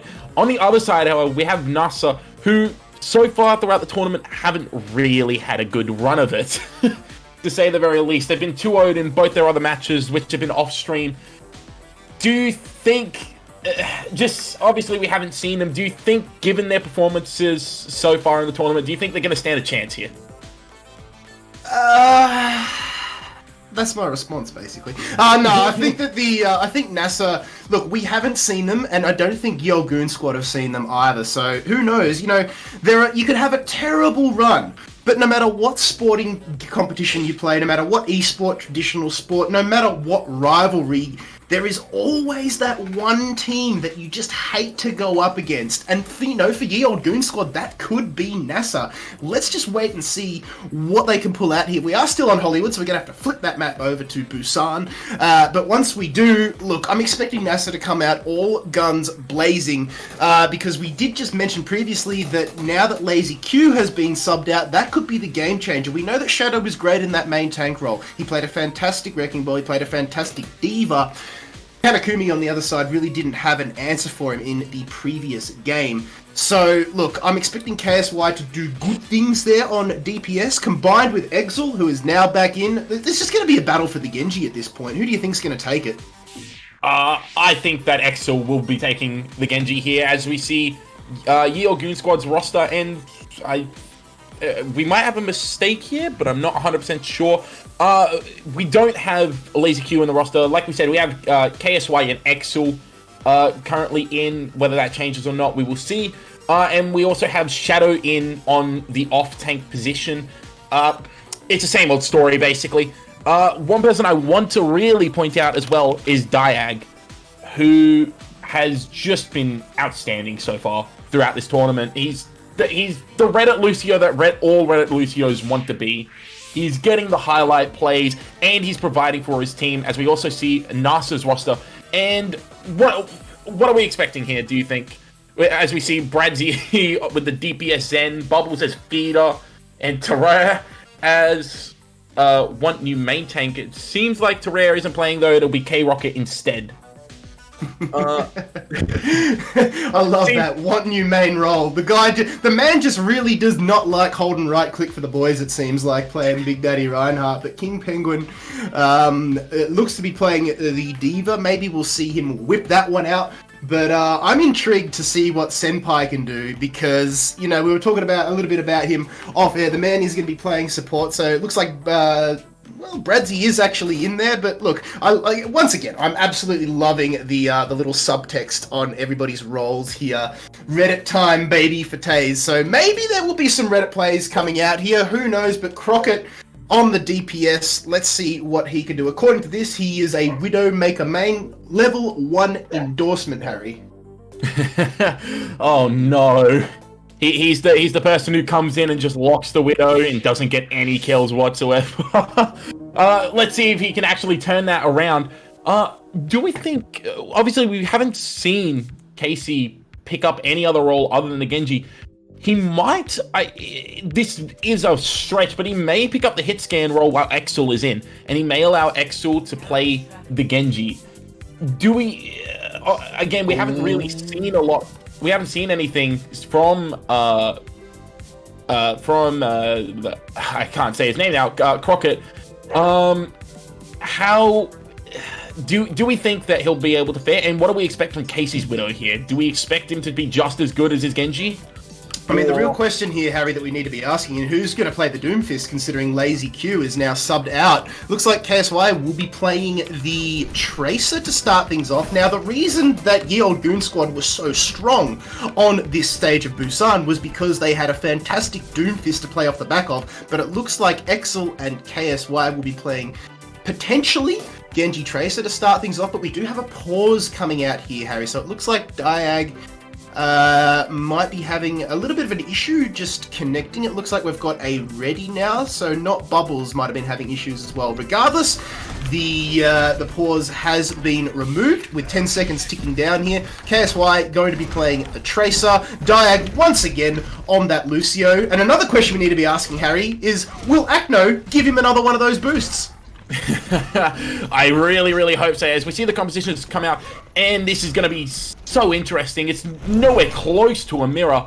In fact, we're going to see Bubbles taking up the Widowmaker here and just landing a body shot straight onto Akno. That's pressure straight away. And actually, King Penguin comes out of Cloak on the Sombra, manages to get a hack on Casey after taking out Akno, but Exel manages to pick off Bradzy. He does get the nade on to Exel as Bubbles manages to kill Casey. Bradzy gets rezzed by Taze, but Diag manages to kill King Penguin as Senpai gets taken to Narnia by K9, who's now just in a 2v1 for his life. Bubbles just walks forward and gives him the 1-2, and I don't know what to make of this fight as Senpai comes back in, and that's going to be the end of the fight, I think. I think if they keep trying to come in, they're just going to be staggering themselves out as we see Bradzy go down. Exel still looking for more. KRocket, really high energy, would like to stay up. Ideally doesn't, though, however. Diag manages to pick him up, and then going straight into the spawn here. Bubble swaps to the Hanzo, and yeah, it looks like it's just going to slow down for a little second here. Yeah, that was some serious foot-on-throat gameplay, I like to call it. Big hook comes out, though. It does actually find Shadow, and being a big, beefy Zarya, he's able to survive that one quite comfortably. The ult economy in the favor, currently, of the NASA lads. Senpai does have the whole hog available. Taze with the Valkyrie and Bradzy with the nano boost. But speaking of ults, we see the Earth Shatter come through. Senpai gets taken down, but Bubbles answers one back. Here comes Exel. There it is! He takes down both supports on the side of NASA, and that is not a good position to be in. Now Shadow manages to get the frag onto Bubbles, who is not having the best game to start things off here on Hanzo. The point is at 50% here. And you know what? No Doomfist, no problem. This is all going firmly in favor of Ye Olde Goon Squad so far. Yeah, most definitely. And it's really bad for NASA because they invested in the nano boost on the corner. A massive hook actually comes in. They managed to get Shadow, and the beat comes in late. So now they can just play slow and wait for the beat to fade away. As we see Exo actually invest in Dragon Blade. He starts going into the backline, manages to pick off Bradzy. The Valkyrie is invested by Taze though, however. So it's not really going to get much more than that. As K9 just ends up in the middle of nowhere. Holog comes out now for Senpai as Bubbles manages to pick off Akno. And they're going to start moving towards the point with the high ground. Casey manages to pick up Bubbles, however, so it's not going to be all roses yet. As we see a hook come in onto K9, Bubble comes out, and a charge tries to get to Mercy, but gets hacked and absolutely destroyed. KRocket gets stuck, however, and goes down. EMP is massive, gets 3 people. Diag, Shadow, KSY, all taken with the EMP, and as Diag and Shadow fall, Exel manages to come back and kill Bradzy, but Senpai manages to finish off Exel, and it's just going to be Casey, who manages to pick off Taze in the end, actually. The flip does come through. Casey is still lurking around the back. He might go for a spawn camp. No, he's just going to try and get out with his life. That's a safe bet. He actually is in a duel with Bubbles that actually wins the duel. Now they're down to Hanzo. Now is a good time for the recontest. Bradzy's stuck on the high ground, being dove on now by the Genji. Nade comes out, but it doesn't really get anything. Diane manages to finish off Bradzy there as the anti-nade comes onto Hentai Senpai. Now it's going to be the Graviton Surge as they just swing into it. They're trying to finish off this Roadhog, but he's so beefy. He does actually manage to get taken down as the Dragon Strike comes in from Spawn from Bubbles. And now moving on to point is the Ye Olde Goon Squad. They managed to flip it as they take out Bubbles. Big Shatter comes in, manages to finish KRocket off, and that's going to be the end of the round there. Whew, KE9 manages to get that charge onto KRocket like you mentioned. That was the only charge that I saw him connect there, and it was off the back of an Earth Shatter. The man just needs to be careful. He cost his team the point there by overextending. Regardless, we'll forget about it because the Ye Olde Goon Squad come out on top once again. And this is just shadows of the previous games here, Harry, where they take the first map of Busan. Now we go into the second phase once again. And this is all too familiar territory for them. We know how well they can play. We know how good Diag is on this map on the Lucio. KE9 is actually going to switch things up a little bit, put Big Daddy Reinhardt away, while calling for a pause here. Big Daddy Reinhardt. Okay. I'm trying to think of words to bounce off of that, but I just can't at the moment. I really don't like the composition that NASA are running against that Reinhardt Zarya comp. I don't think the Roadhog Zarya is a great pick, and I don't think that Bradzi is able to get the value on Ana that he wants, especially when Diag, KSY, and Exel are just speed boosting into him and just taking him out before fights even start most of the time. KRocket has been doing his best. He's been staying alive with charge for quite a bit. And Taze has performed quite well on this Mercy, which it's a bit of a thankless role, really, playing the Mercy. If someone dies, they blame you, and if you res someone and it's a bad res, you just get hard flamed. So, every now and again, I like to throw some appreciation over to my Mercy mains, just show them a bit of love. But yeah, like you said, it's just looking to be shades of the last two games from Ye Olde Goon Squad here, and it's not good. It's not a good start for NASA. It really isn't, but Ye Olde Goon Squad, we know what they can do. They know what they can do here, Harry, in the sense that they are able just to slowly suffocate their opposition. Once they get that first initial take, what they're so good at doing is actually forcing their opponents back into a choke point. We saw them do it in the first map on Busan. We saw them in the first game, where they went up against Top Quality. They did it again when they went up against the Koala Roos, and, that's what separates a good team from a great team, is being able to press the advantage without going too far forward. There's always that possibility of a C9 just in the back of your mind if you go too far forward, but it all comes down to your communication, it all comes down to your execution, and that is what this team has been able to do so far throughout the night. They're combining so well. Not only are there big plays coming through here from the likes of Exel, KSY, even Diag on the Lucio is getting his hands dirty, which is great to see. Everybody's doing their job to perfection. KE9 as well on that front line, providing, much needed meat shielding. It's really hard to fault their gameplay from the Ye Olde Goon Squad. We have seen them 3 games tonight, so we can afford to be a little bit critical, but if I'm being honest, you really cannot fault them. Yeah, I think you can slightly, but right now, let's not go into it, as KSY actually just instantly gets the pick on King Penguin and manages to get the pick on Bradzi as well. Casey has just started this round in blazing hot form as they manage to get bubbles as well. Ooh. Casey has just managed to pick off 3 people in the span before the point was even captured. That fight was over. I heard Bubbles' jaw hit the floor from here, my man. That was insane play there from KSY to start things off. But once again, Ye Olde Goon Squad, for the 3rd time tonight, have managed to flip this point to start things off nice and early. We can't really talk much about the old economy because there wasn't really an engagement going on there. It was all in favour of Ye Olde Goon Squad. Now we see King Penguin on the Sombra attempt to hack, doesn't find it. Did manage to get anti-nated though, so Acno doing his job. Now we see the Genji and the Winston pull the trigger on the engage. A bit of a whiff of a charge there coming out from Senpai. Needs to close the gap here. KSY again takes down King Penguin. He's hunting for a second frag. Can he find it? Not quite, but it's still a 4v6 situation. Make that a 2v6 situation as KSY, KE9 and Exel just combine forces. The Triforce of Ye Olde Goon Squad at the moment. And they, once again, are suffocating their opposition here, Harry.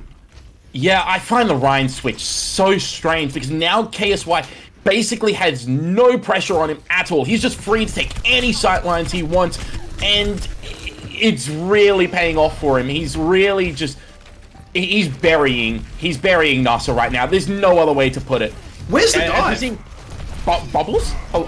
Bubbles is just in their backline trying to get a pick off. He uses all of his abilities, and there's the dive. It comes in with the Nano Blade as Exo actually manages to get Bradzi there. Now he focuses his fire on the Diva. Doesn't really get the D-Mech until after the Blade finishes and lives. That's just going to be the end of the fight right there as Casey again picks off 2 people. They need so much more dive to deal with KSY, who is causing them all kinds of problems. Bubbles has opted for the Reaper to be that tank buster, which they also need. I mean, you've got the Zarya, you've got the Winston, but there's an Ana and a Lucio just pumping heals firmly into the backside of that front line.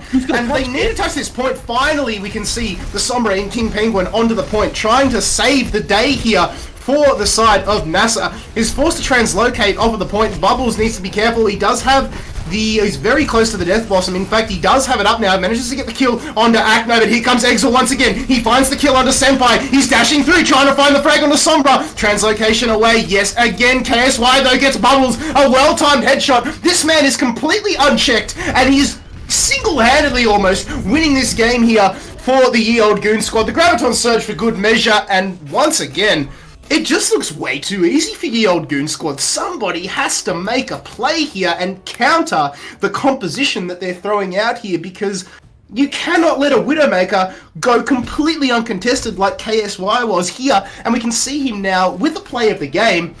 I mean, it's just free roam. As a Widowmaker, it's just your playground. He's trying to... Oh, wow, that's just bad luck there. That's just a bit of bad luck. Yeah, sus as, yeah, comes the call out in the chat. Look, regardless, was it lucky, was it not? I don't think so. KSY has proven time and time again tonight just how skillful he is, as not only as a tank player, but also a DPS player. There was a bit of Pog Champion in the chat when he locked in the Wrecking Ball. I'll tell you what, I'm going to be doing that if he locks in Widowmaker on this next map. Yeah, and that goes back to the question I asked just before the round started, as we see Lazy Q actually coming in to play the main tank now. What? They're just having a laugh at this point, mate. They're just having a bloody laugh. This is insane. This is insanity. So, Lazy Q is going to come in to play the main tank. Do we think we're going to see some Hog Zarya come out now from Ye Old Goon squad here? I'm in utter shock at this substitution. Kit, have you got anything to say to this? Look, you may as well have a little bit of fun about it, considering you're so far up. You have not dropped a map in this entire night so far, but looks like something is going to be different here, Harry. We are going to be going to Numbani instead of Hollywood. Numbani! And you've got a dog, it sounds like. Yes, he's not happy at something. My mother, he's talking to my mom. Give the boy a schmackos. Give the boy a schmackos. Give him a pat. We love the dogs up here in the chat, but it looks like we are going to be going over to Numbani, and I am so excited because not only is this a Widowmaker's playground, it also pays homage to the kit of Ash, the Sombra as well, especially this first point. We might not see the Doomfist, but you know what? Considering that he's being pulled out on first point Hollywood tonight, I'm not going to discount anything at all here, Harry. Let's see what these teams are hovering to start things off. It looks like a very strong dive composition to start things off for Ye Old Goon squad. In fact, for both teams here, attack and defense. And as I say that, there it is, King Penguin hovering my man on Doomfist. I find this map choice and this composition really odd because last game, when Monkey at least would have been a really good pick, they just refused to do it, and they just gave Casey so much space.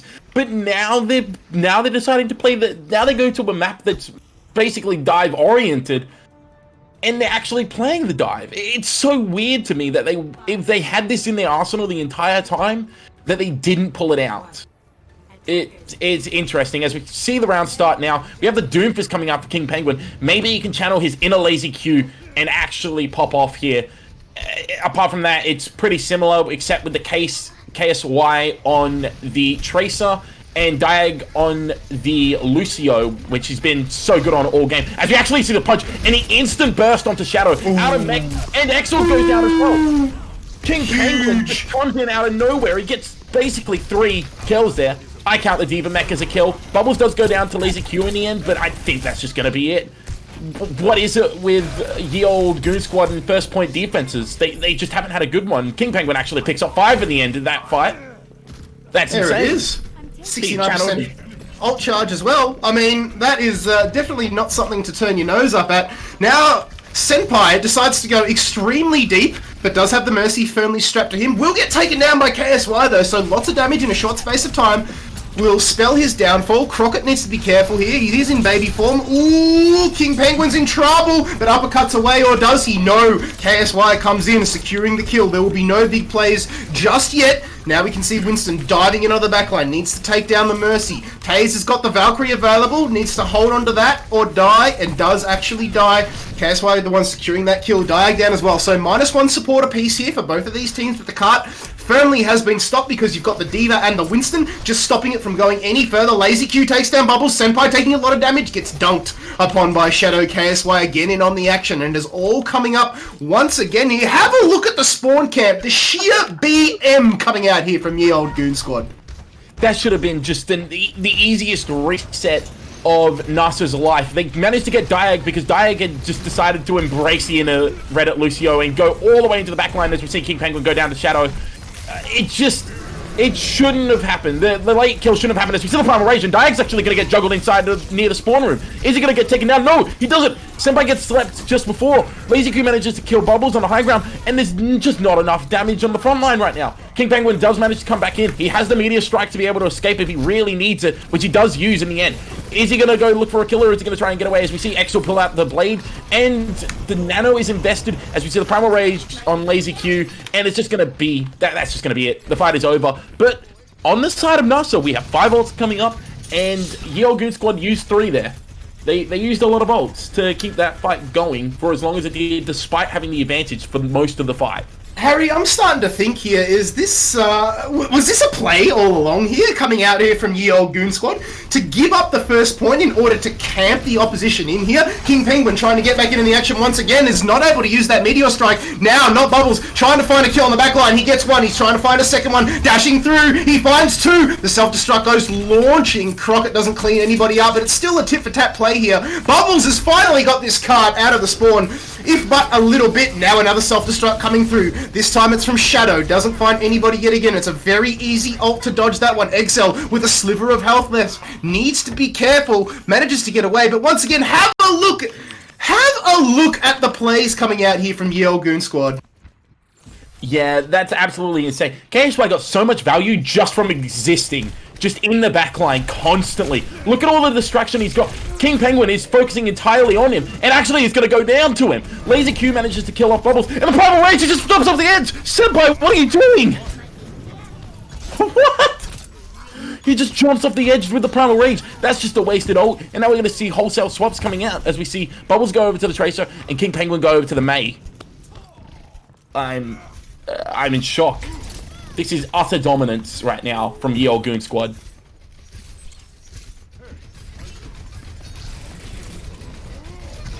Oh, okay. I didn't realize he'd gone AFK. We're going to see the dive come in now, and the sleep on the KRocket. Lazy Q manages to get no Bubbles in. They're just going to keep walking forward now. This is an utter dominant spawn camp right now as KRocket goes down. They're just in their spawn door right now. What can you do if you're NASA? Bradley is swapped over to the Zenyatta. He's looking for that extra damage onto the front line. He knows he needs to make these plays. Taze is going for the rest right in front of K9 and a big wall. This was a bait. What a massive bait. Laser Q manages to Primal Rage though and kill Bubbles, and a Nano Blade comes out now. Laser Q is just in there rocking him and socking him, and that's just gonna be the fight win. He's in the spawn. You can't keep doing this to the old Goon Squad. You can't. This is... It's hard to watch, isn't it? Because you got a feel for the attacking side here at the moment. They would have had the wind in their sails after such an easy take on the first point. But I'm thinking it's a 10,000 IQ play that came out from ye old Goon Squad. They were like, you know what, we're going to give them this point, then we're going to wipe them, and we're going to spend the rest of the game literally camping them into spawn. They cannot get a big toe out at the moment. And we see, finally, is this the play? We see King Penguin switch over from the Doomfist onto the Mei. The Blizzard comes out. And the wall is going to be enough, finally, with just over 1 minute left on the clock. Remember, they took it on the first push. Harry. The first push, there's only a minute left. You can hear Athena just saying as it rings across the map. Now the ults, they had to throw everything they had, including the kitchen sink at Ye Old Goon Squad. They do have the Primal Rage, and now Zenyatta, our favourite Omnic, the first time we're seeing him tonight, does have the Transcendence available. Finally, this cart wiggles its way around the S-bend like an old Nokia 3310 Snake app. We can see 30 seconds left on the clock here, and it's a long run back from spawn for the defenders. We see Exel get taken down by King Penguin, and King Penguin, what the heck? King Penguin just gets a flick shot onto KSY. His reign of terror is basically over at the moment. Bradzi picked him off earlier, and we don't even see any ults invested here. We see the actual self-destruct come out here just to stall some time and actually find King Penguin. This could be big. No, Resurrect comes in for King Penguin, and Shadow gets DMAC, and they go into third point. What seems like a really promising second point hold is now turned into a second point capture. Wow. Here we go. Compositional swap-ups were massive there. Going to the Reaper and going to the Roadhog to stop the Winston from just being able to do whatever it wanted was massive. And we can see actually go over towards the Widow now. Quite a bit of open sight lines here, and obviously the Zen is extremely vulnerable to just having his head taken clean off, and he actually finds Casey! He actually gets the 5-ball volley onto the Widowmaker, and that's just gonna be him taken down as we see Senpai actually go just a little bit too deep and get taken out by Diag. As we see the Death Blossom, he gets interrupted in the Death Blossom by Exel, who's swapped over to the McCree with the flashbang there. B comes out now, and now the Nasa is just gonna have to pull back completely. Despite the massive pick from Bradzi, it's just falling to pieces. They were not expecting that. Were NASA? They thought they had that one in the pocket. I mean, considering how deep Bubbles managed to get there with the Death Blossom, he was not expecting the McCree flashbang to come out and just stop him squarely in his tracks there. And we even saw the question marks come into chat going, where the hell did that come from? Meanwhile, with 15 seconds left on the clock, once again we see Ye Old Goon Squad up to their old tricks. Once again, they're going for the cheeky spawn cams, and as soon as that mech comes back, it gets removed. Shadow is all the way back in spawn now. We're going to be going into overtime. The Discord Orb manages to find Exel, but the ults are firmly in favor of the NASA boys and girls here. They've got 4 in the back pocket. We can see King Penguin now throwing out the Blizzard. Will it collect enough? It looks like they're going to get Lazy Q. The Valkyrie's invested as well. If you're going to use it, you may as well use it now. Deadeye from behind! Oh, it's not going to be enough as Senpai manages to get taken down, but the Transcendence comes through, and he had to pop the Deadeye a little bit more charge, might have collected himself an absolute bounty there. Unfortunately, it's not enough, and it looks as though we're going to finally get a full cap out here, and it will be in favor of NASA. Yeah, like you were implying there, this is the first time we've seen a map actually go the full distance. I think at least against Ye Old Goon Squad. Ye Old Goon Squad has either first or second held both of their opponents. They haven't gone to the end. What does this do to the mental for Ye Old Goon Squad? Do you start doubting yourself, especially after it looked so promising? You were literally kissing their spawn doors with nanoblades. Yep, remember before the game started, Harry, I was talking about how there's always that one team that you just do not want to go up against. I think Ye Old Goon Squad might have found that here in NASA, but it might be too early to tell considering how roughly they had them camp back into their spawn. But now, on defense, NASA really need to come up with the goods here. And I thought we might have seen a Junkrat there, but alas, it was in fact Roadhog. My eyes deceived me. But King Penguin is confident in his abilities here on the Mei. He tried Doomfist to start things off in the initial stages of the previous round, but the Mei was really what paid off for him. The walls, the blizzards, and just the sheer flick of the wrist when it came down to it. There we go. The timer has engaged. Just under 4 minutes to go. Ooh, they're not wasting any time here, Ye Old Goon Squad. The hook comes out across onto the top side. The dashes are coming through here. Shadow needs to be careful. Gets himself D-Mech. Lazy Q gets not Bubbles, who just went a little bit too deep, but did manage to get 56% on the ult charge for his troubles. KRocket finds a hook, but doesn't find the frag. Senpai, though, manages to get the jump kill onto Acno, so -1 support on the defending side here, Ye Old Goon Squad. KRocket needs to find the mark on Roadhog. Doesn't have any ammo left in the scrap gun. Exel takes down Taze before getting removed by Senpai. Genji is most classically countered, as we know, by Winstons and Roadhogs, and that is what we saw there. Now Dia gets taken down, so Senpai having a really good game here. But it's going to be KSY coming in. He finds one, he finds two. Can he find the third one? He's switched over to the Soldier 76, which is a bit of a niche pick in this meta. All Bubbles will throw out the deflect, just returning a bit of damage. Shadow now comes through, manages to get the booster kill onto Bradzi, knocking him off the edge of Numbani. Exel now dashing through. Can he find his mark? He does. He gets Senpai. Bubbles goes down as well. They're going to be dying with 3 ults. KRocket, Senpai, and Bubbles all have their respective ults here coming into this next play. Yeah, it's... Like I was saying before, how it might have affected their mental. No, they still have the same amount of moxie as ever. KSY just went all the way around the back and just ended up popping up behind them and managed to get 2 kills just instantly. He still has the same amount of moxie as he did before, even in a fight that looked lost. They're winning these things. As Bubbles pulls the blade, he's trying to chase down Diag on Lucio, but the Frog Boy is very slippery. KRocket manages to kill Akno, however, and it's just going to be the end of the fight already, I think. They're giving a bit of a taste of their own medicine right now.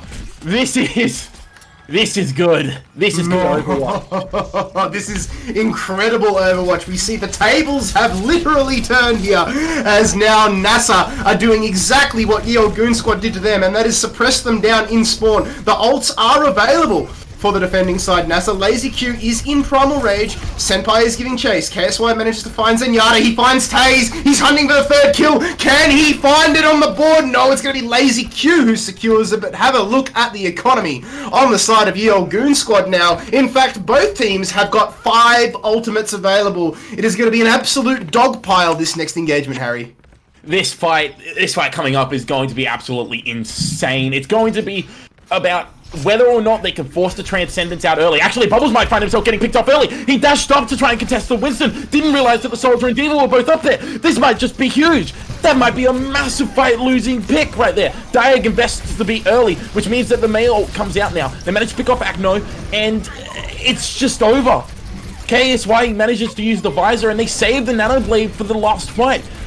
On the good note, they managed to keep NASA managed to keep Transcendent, but Yeo Goon Squad, that's a bargain bin fight win right there.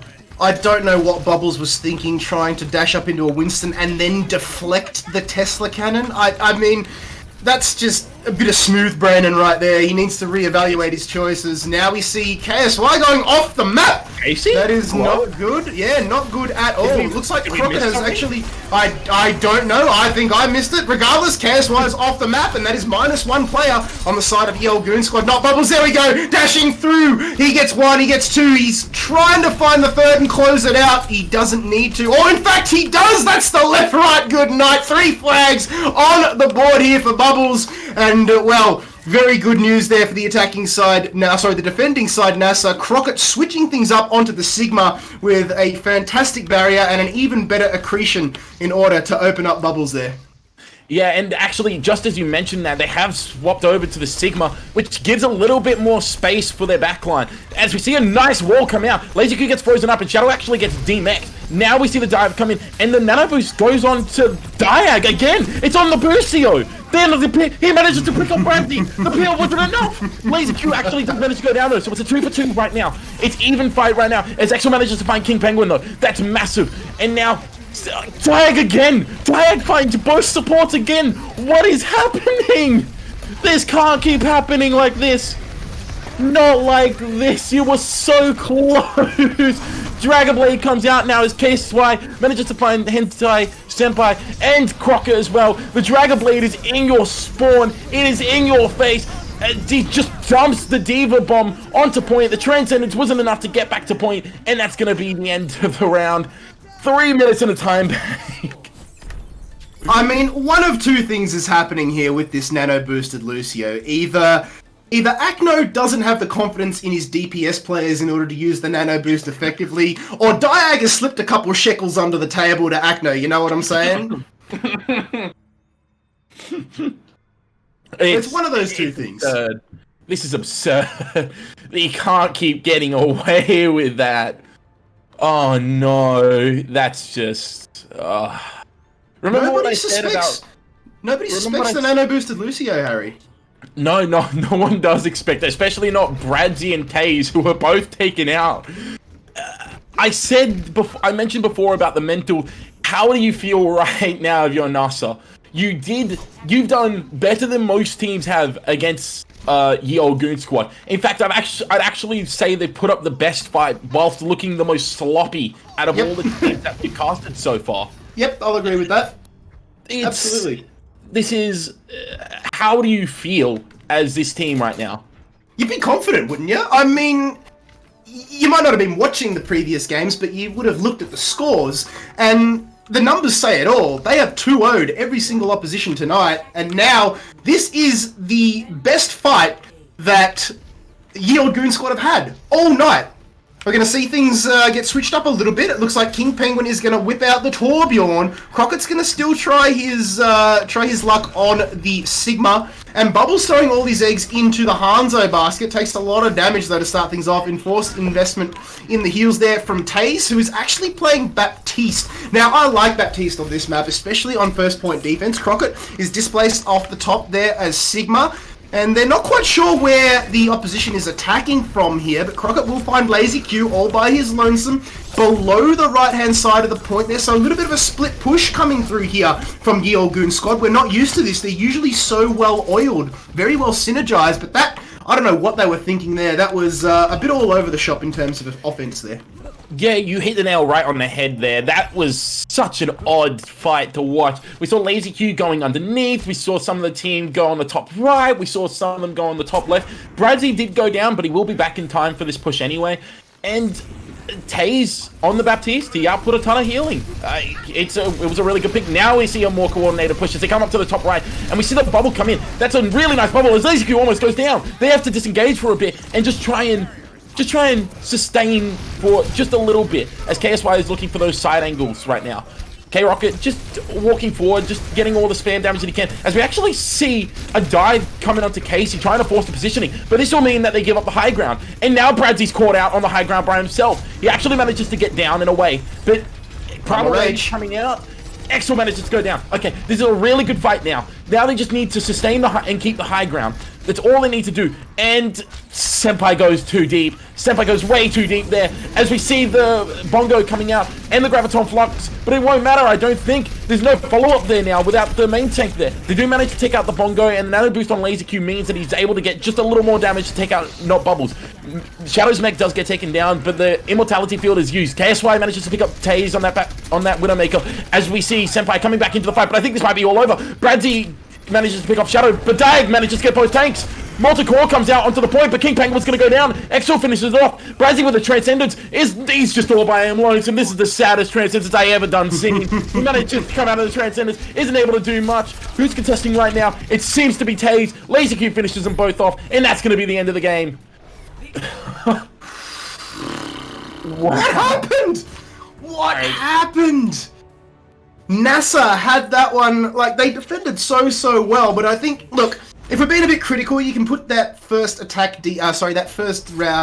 initial defense down to a bit of a sloppy play coming through from Ye Olde Goon Squad. You know, we mentioned how it was a bit split. We saw Lazy Q go underneath, a couple other players went up top, a couple up the guts, and I don't know what happened there, but hey, they managed to recuperate in the end, and they synergized extremely well. They staggered the kills out. They probably would have liked to have secured them a little bit quicker if you're Ye Olde Goon Squad. But regardless, like we're saying all night, Harry, a win is a win, and Ye Olde Goon Squad did not drop a map all night.